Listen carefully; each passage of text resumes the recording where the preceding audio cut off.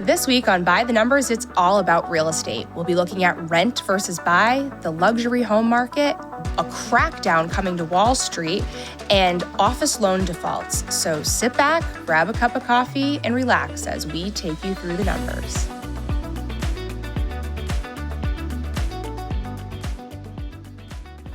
Hi, Lauren. Hi, Lyndsay. How are you today? I'm doing great. How about you? I'm good, thank you. Did you have a good weekend? I had a great weekend. It was pretty low-key. A lot of news to digest last week from a Fed meeting, some jobs numbers.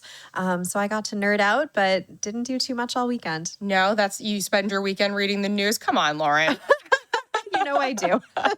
I know. I was scared that was the truth. Did you do anything fun and exciting? It was really nice. I think it was Saturday. We took a really good walk. I just hadn't been to this new park before, and so it was lovely. Gorgeous. Love that. How about you? I had a great weekend. We went away to my mom's house. She lives a little bit down near Cape Cod. Oh, beautiful. So always a beautiful place to visit. And it was my sister's birthday. Oh, fun. Cinco de Mayo is actually her birthday. Oh, gosh, what a great birthday. Yes, it is fun. So we got together on Saturday, but we watched the Kentucky Derby, which is always fun for my family. That's right. I forgot that was this weekend. Yeah. So we're horse people. Okay. So we make fun of it, and we sit there ahead of the show, and we watch all the horses go and try to see who we think could win, as if we know what we're looking at. Gosh. Well, how'd you do? I could not wait to tell you this because I realized how much you're rubbing off on me when I picked a horse not for conformation or speed or stats, but rather for its name. It was Domestic Product. Oh no, Lyndsay. I don't even think the horse was in the race. I don't even know. Oh, that's fantastic. But I thought, oh my gosh, I've become one of them. One of us. Yeah, really. Yeah. So I knew you were a horse person. I have to ask, if you had a horse in the Kentucky Derby, I know they all have crazy names, what would you name it? Oh, goodness. You put me on the spot. You know what? I don't care what its name is, as long as it wins me that, what was it, $3.1 million was the prize? Is it really? Yes. Wow. Yeah, I think there was $200 million spent in bets. Oh, goodness. On this race. So it was the 150th Kentucky Derby. Wow. Lots of money to throw around. And, very much. That kind of brings it to our topics for today. A lot of money flying around. Yeah. Yeah, give or take in a different direction than gambling. But yes, hey, hopefully. Some people might consider the real estate market to also be a gamble. That's a good point. So we have a themed episode today, which is so fun for me. We're going to keep it all focused on real estate, some residential, some non-residential. Let's dive in. Yes. So we're going to start with rent versus buy, because I think that, that's a great jumping point to get into this real estate theme, like you said. The first headline that we're breaking down today is buy or rent. Studies show renting is more affordable in the 50 largest metros. I think this is a question on a lot of folks' minds, whether they're looking to be a first-time home buyer, or maybe you have children now, like yourself, and you want to move to a good school district, or divorce, empty nesters, moving on. I think the big question is, if I'm getting into real estate for the first time, or if I'm an empty nester and I'm looking to downsize, or whatever the reason may be, is it more affordable to rent or buy? That is the question on so many people's minds. And I should really preface this whole discussion by saying, first of all, we are not your financial advisors. We are just a couple of gals with opinions. A little disclosure and there. A lot of data, but clearly this is a very personal decision that you should be making with a financial advisor, with a spouse or family or whoever else is involved. And secondly, all real estate is local. So we have a ton of data, which is so exciting for me. Right. But a lot of that is looking national level, or like this headline quotes, the 50 largest metro areas. If you live in some pocket somewhere that's behaving differently, you might not follow these trends exactly. Okay. But for most people, they probably will feel some echoes here. Yeah, and I think they looked at the 50 biggest metros to kind of get a representation of the entire United States, I imagine. Exactly. So to quote the article, they did a survey, or they had survey results within the article. The article states that nearly 4 in 5 Americans, or 78% of us, say that owning a home is part of the American dream. So it's part of their goals, part of their life bucket list, if you will.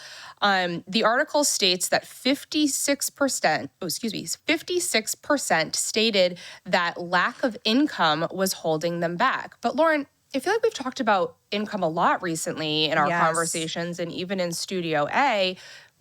Isn't income on the rise? Income is rising. So you've been hanging out with me too long that you know that, Lyndsay, because rubbing off. I am, thank goodness, because I feel like a lot of popular sentiment, it really doesn't reflect that reality. We hear so many of these headlines that incomes are strained and things cost more now. So even if maybe I got a little nominal raise, well, inflation is so high, the cost of living has gone up so much that it doesn't matter.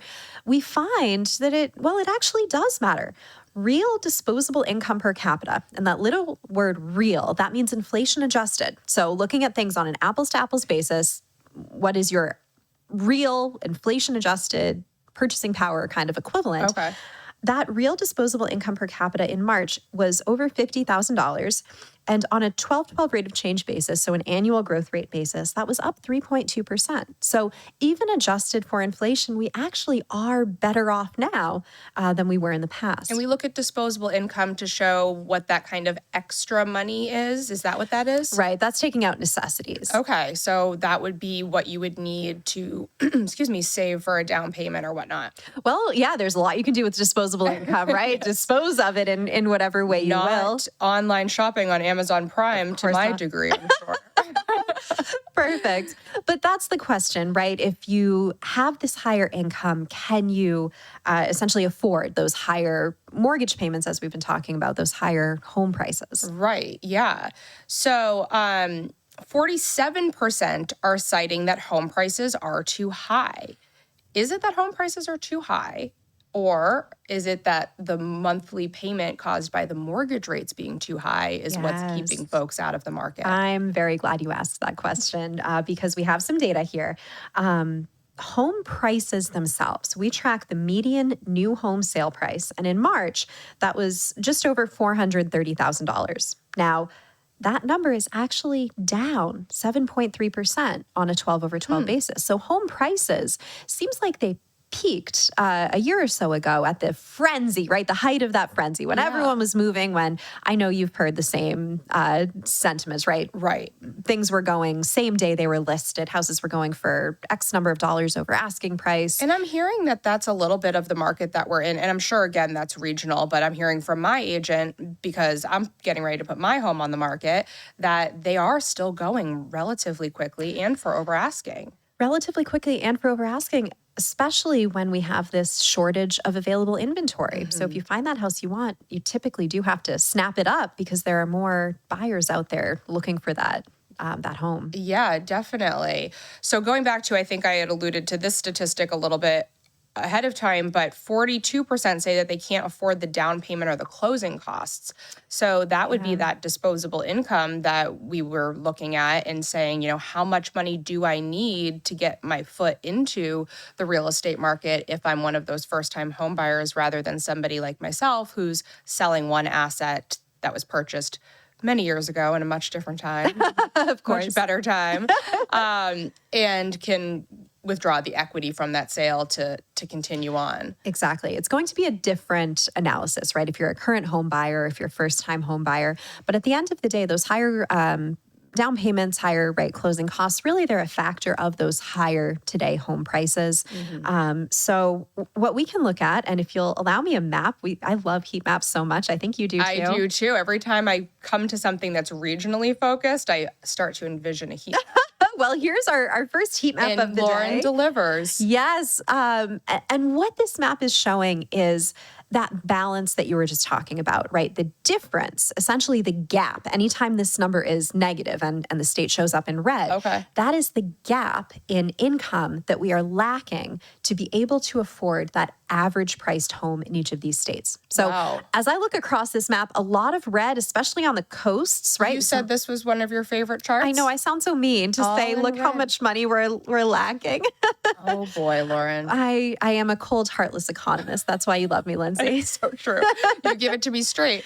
But these are kind of scary. These are very scary, especially in places like Hawaii is actually the least affordable, balanced against incomes. what this is saying is that the average household in Hawaii is $168,000 short of what they should be making to afford the average priced home. Again, Hawaii is probably a different case, right? A lot more second homes and a very, very high cost of living. But we see similar numbers in California, a big gap there. If we look at certain cities, I'm thinking of San Francisco and some big cities, New York City, another one with very high home prices, that's going to be a much stronger pinch than even the state average. Yeah. And I mean, I'm the kind of person that puts everything into a spreadsheet and I break everything down into a monthly payment. And if the math doesn't work out, then I don't move forward, unless it's Amazon. And then I just don't look at the total, apparently. Totally outed myself for that today. But looking at New Hampshire, where we are today, that tell me, I'm reading this right?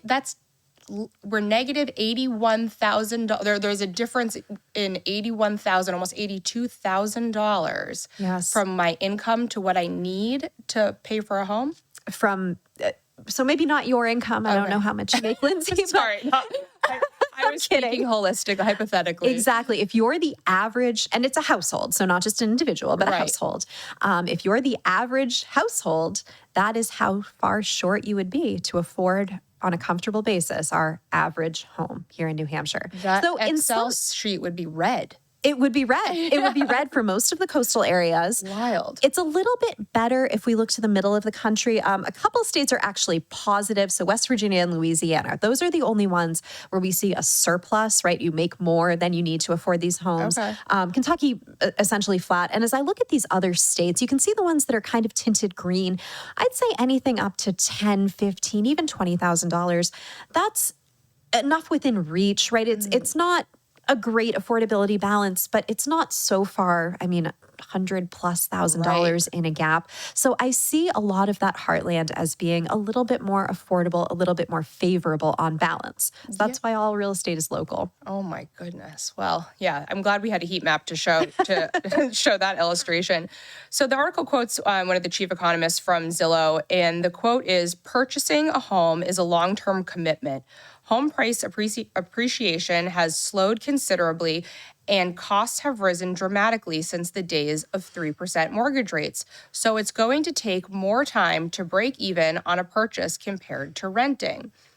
So reading that as somebody, like I had just said, who's going to be in the market for a new home in the next couple of months, that actually didn't deter me. It made me think, though. It made me pause and think, I need to pick my next location wisely and plan to stay there and plan for the home that we purchase to be one where we can live in comfortably for many years to come if we want the investment to pan out. I think that's a great way to look at it. Again, I'm not saying that we can't afford these homes, just that it's a little bit less favorable comparison against rents. Now, rents have been rising too. So estimates vary of what the average rent is in the country. I was seeing everything from $1,400. I think the article quotes around $1,900, which seems like it makes sense ballpark. Yeah. But to your point about, gone are the days of 3% mortgages, I ran some numbers. We did a comparison of today's rates versus, I picked 2019. So that last full year pre-pandemic. Okay.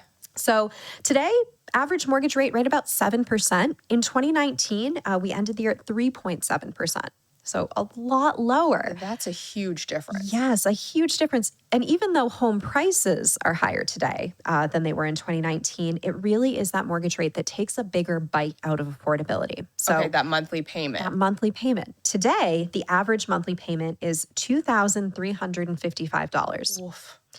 Compare that to 2019, and I hate to do this, it's going to hurt. $1,289. Oh my goodness. That's a big gap. That is a really big gap. And I mean, I know you said that the income is rising as well, but is it keeping up with that big of a difference between that monthly payment or the 3% to the 7%? Are we making enough money to afford that difference, I guess is my question. That's the question. And the way to answer that question, it matters where your frame of reference is. So the example I just gave from today back to 2019, that average mortgage payment as a share of our income or of median income today is 46.6%.